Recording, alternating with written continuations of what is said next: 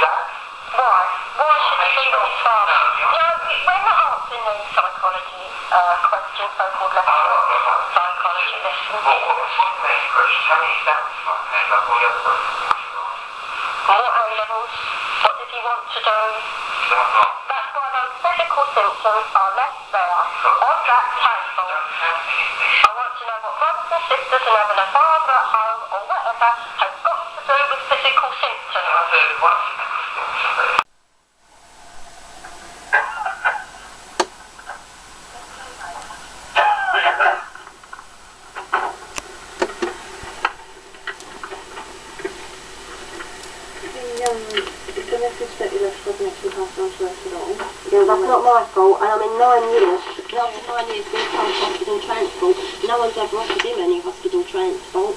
Well, no, it's only if you're not able to make your own way. They come back and start dying on me again. Well, it's only if you're not able to make your own way. Yeah, well. Okay, so obviously you are because you're here.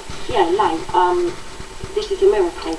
The problem is that we weren't aware that you're coming late. The clinic finishes at 12 o'clock. The doctor just wants to have a quick look at you quickly to see if you need any sort of testing or that done.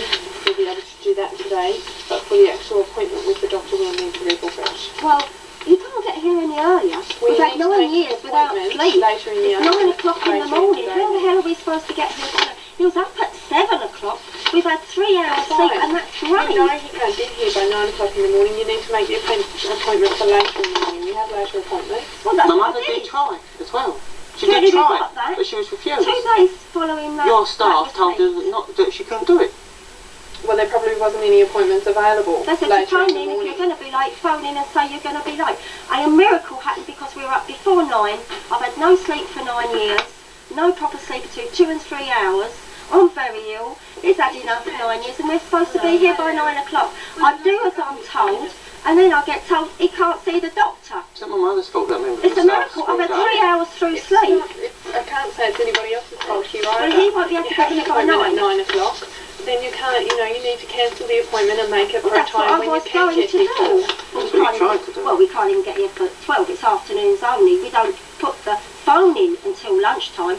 My life has just been non-existent totally for 9 years. Our day doesn't start till 2 and 3 o'clock in the afternoon, if I'm lucky. And if I'm very lucky, I can get to the shops once and twice a week to do a bit of shopping.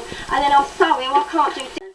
He can't go to the local shops most days. Then you need to try and get to your appointments so the doctors can see you. That's right, at 9 o'clock in the morning. Well, Right, no, what we do, we leave hospital it about and transport. say the doctors are selecting patients to abuse and neglect, like we're going to do. And now, discriminate against. Well, 9 o'clock, we'll have hospital transport. What are you shaking your head for? You can't sit there and say that they're choosing to neglect you. Of course they are. it has been 8 years. Proof.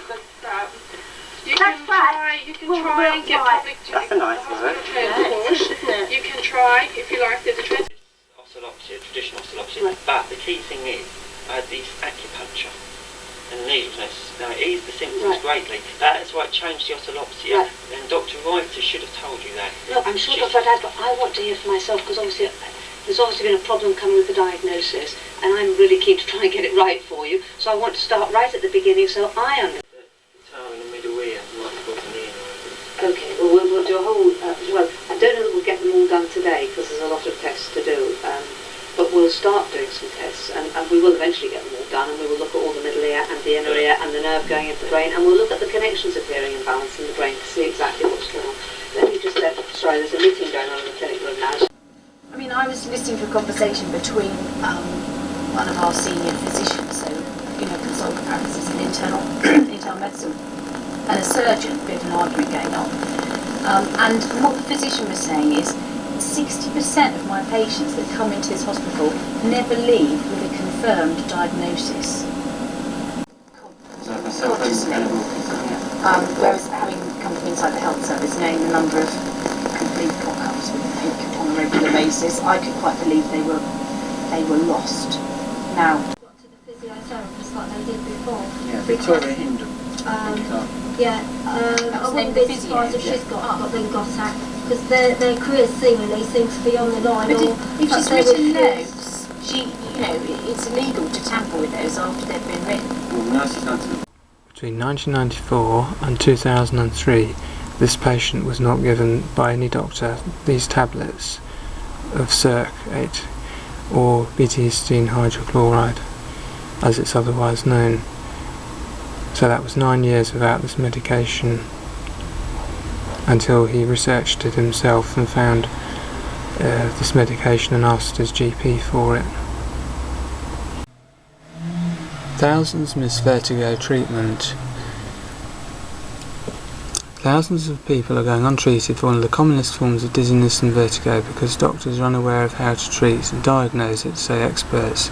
Despite a simple diagnostic test and speedy treatment being available, many doctors fail to spot benign paroxysmal positional vertigo, BPPV, and this means thousands of people, many of the elderly, go without treatment for this distressing condition. Dr. Peter West, consultant audiological physician at Queen Alexandra Hospital in Portsmouth, sees about 6 patients a week with BPPV. Many have been suffering for years with the distressing condition, but after just a couple of minutes Dr. West and trained medics like him can cure them. But he blamed ignorance among the medical profession for many people going undiagnosed. He said medics spend too little time learning about the workings of the ear. They simply have no idea how the inner ear works, and they do not know that they are ignorant about it. It is as bad as that. One patient who had BPPV for over 30 years, and her GP had told her there was nothing that could be done. And I've had 4 or 5 patients who have had this for 15 years or more, and they have just been told they have to learn to live with it.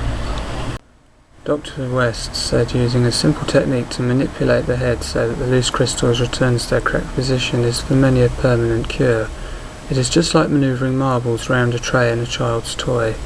Others who suffer more episodes of BPPV can have repeat treatments. It's the Merck Medical Manual from the year 2000.